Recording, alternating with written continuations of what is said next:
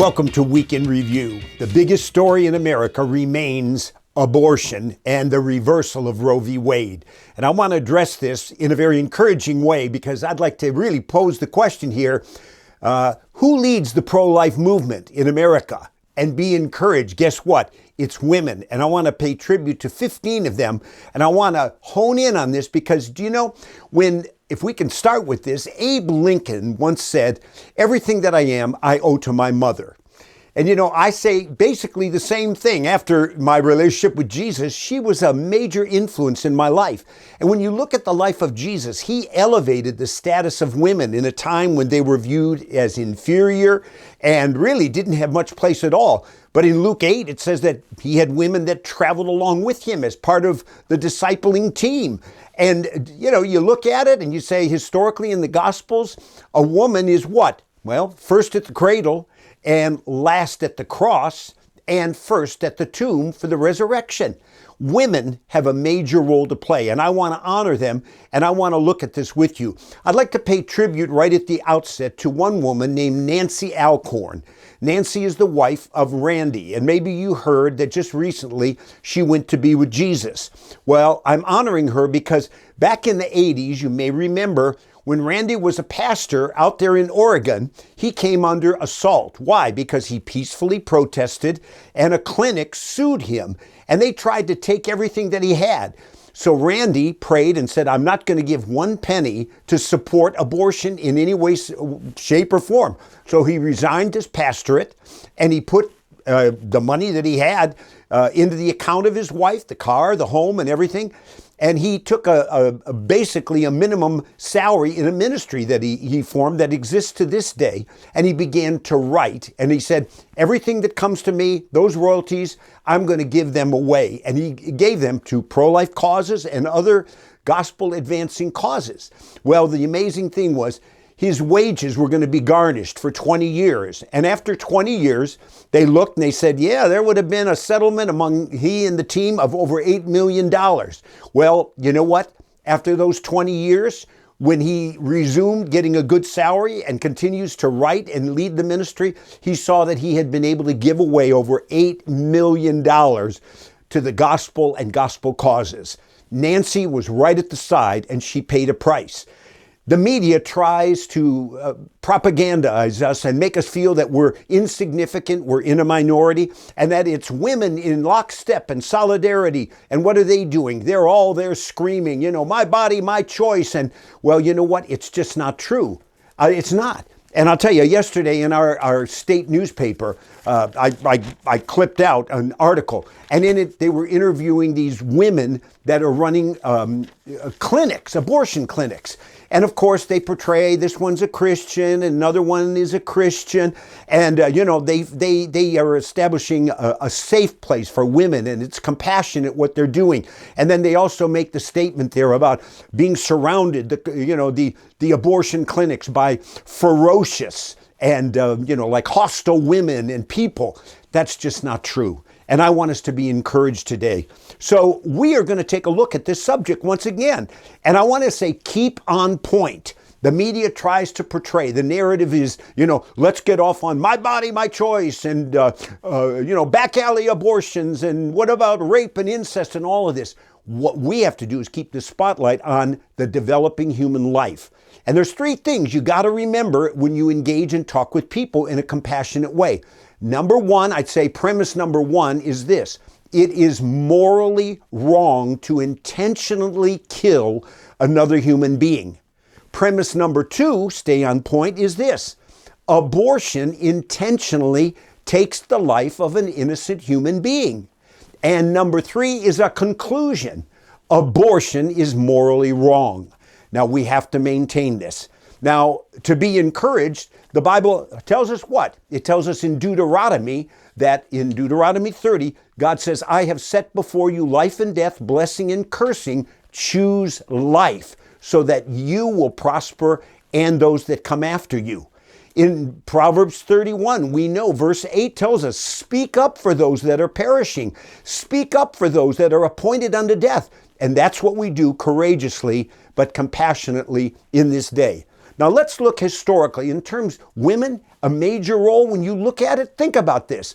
Harriet Tubman, she was rescuing people as slaves during, the Civil War period and before.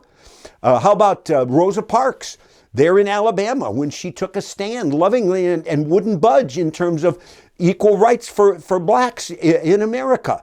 And all throughout history we've seen this. Did you know that in the 1800s, the suffrage movement, you say, well, that was for women to gain the right to vote. Yes, it was. But a central theme was also the abolition of abortion. Susan B. Anthony, she was a godly woman. You know what she said? This was the aim of their suffrage movement. She said this, quote, look, she said this. Oh, I love this. She said, I deplore the horrible crime of child murder.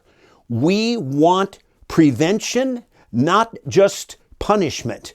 We must reach the root of the evil and destroy it. Now today, think of it. Mother Teresa, what an example she was. I remember when I lived in D.C., she spoke, and who was right next to her on the stage? Hillary, rabid pro-abortionist, and Bill. And right there, boldly, she said, when people say in terms of unwanted children and, we must abort them because they don't have any home, she said, there is no unwanted child. Mother Teresa said, you know what? If you ever have an unwanted child, you bring that child to me and I will give them a home. Now, throughout history, we've seen people, but even modern day, there is an organization, Feminists for Life. And this is a wonderful organization. Did you know that the Supreme Court Justice John Roberts, that his wife is a member? And Feminists for Life, they take a clear stand. They say we stand against discrimination and violence, but we stand for what? The sanctity of human life. And Sarah Palin was a member. And they have hundreds of thousands of members. Where, the devil tries to make you feel that you're all alone if you're a woman or a man in this cause. Do you remember when Elijah was falling into self-pity and he said, I'm all alone? And God said, wait a minute. We've got more than 7,000 that are standing with you at this time and won't bow their knee to Baal. And how about when Elisha? They were being surrounded and his partner was getting all scared and frightened. You remember what Elisha said? Hey, the Lord is showing us those that are with us are more than those that are against us. He had to see at the high level of spiritual warfare that they were not alone. Now today we're not alone either. And I want to just point out, you look out and you say, Amy Coney Barrett on the Supreme Court. Here's a woman with 7 children, a brilliant woman, and stands for the issue of the sanctity of life. Her youngest child is a Down syndrome. They adopted 2 of their children, both of them from Haiti, one after the earthquake, but she's a stalwart, a champion for the culture of life. Kellyanne Conway is a strong woman, graduated from Oxford, advisor to President Trump at that time. She's the first woman in history to run a presidential campaign successfully. And what? She takes her stand in terms of pro-life. There are so many. Alveda King is a friend of ours. She stayed in our home. I love her. And Alveda King was once pro-abortion, the niece of Dr. Martin Luther King Jr. But for 20 or more years, she has taken a stand on the issue of supporting the sanctity of human life. These women inspire us. Do you know, recently I saw a movie, and the movie was Matter of Life. And the director and the hostess of the movie, this was just a week ago, and the whole movie was exposing what? Planned Parenthood, Margaret Sanger, a racist and a eugenist. Yes, Hitler was influenced by her. And at the same time, highlighting and putting a spotlight on women that take a stand and take a stand for the sanctity of human life. Not too long ago, Monica Crowley, who is a tremendous conservative woman, a Republican, and an assistant high level with Donald Trump, she was at I believe it was a book signing, and she noticed somebody there that was once pro-abortion, but now she wanted to ask, she heard they had changed. And she said, hey, how come you don't tell people that now you stand for the sanctity of life and you're pro-life? And the person whispered, well, if I ever do, you know what? I'll never have a job in Hollywood again. I want you to stand in tribute with me today and be encouraged if you're a man or a woman. And I'd like to read to you, who are some of the or, women, and these are all organizations, pro-life, that are being led by women. Women, they're the champions. How about Concerned Women for America? How about the National Right to Life, led by women? How about Feminists for Life? What about March for Life? Nellie Gray is in heaven today, but you know what? Our church honored her. We gave her a plaque. And she said, carry the torch. And she would be so elated at what's happening in this day. But Nellie Gray, the March for Life that has taken place almost 50 years, every year annually, and this is a woman that led and formed it. She was an attorney.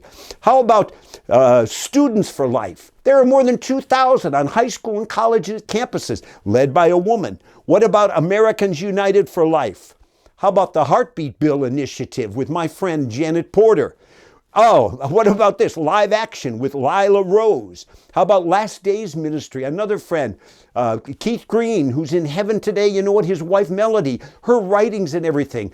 Champion for Life. What about the Susan B. Anthony list? That comes from Susan B. Anthony and her passion for the unborn. Then there's also the Save the Storks. They have medical mobile units, and they will go all throughout this country and give sonograms and help ladies. There's New Wave Feminists, run by a woman. The Southern Baptists, their ministry, their outreach to what? Is led by women. How about Catholic Charities of America, led by a woman? How about And Then There Were None by Abby Johnson? Maybe you saw the movie. She ran a clinic, an abortion clinic, and now she has a ministry reaching people. I'd like to close with the challenge. We're not alone in this, and it's an hour in which the clock is ticking, and we're trusting God for a major reversal in Roe v. Wade. I'd like you to listen to these words from the director of the movie, yes, The Matter of Life. Tracy Robinson said, "We stand at a critical point in history where the legality of abortion is being challenged in the highest courts. More than ever, it is important for everyone to know where they stand on abortion and why. Let's stand in solidarity. Let's pray. Let's proclaim truth compassionately, and let's believe God to protect the unborn in the womb."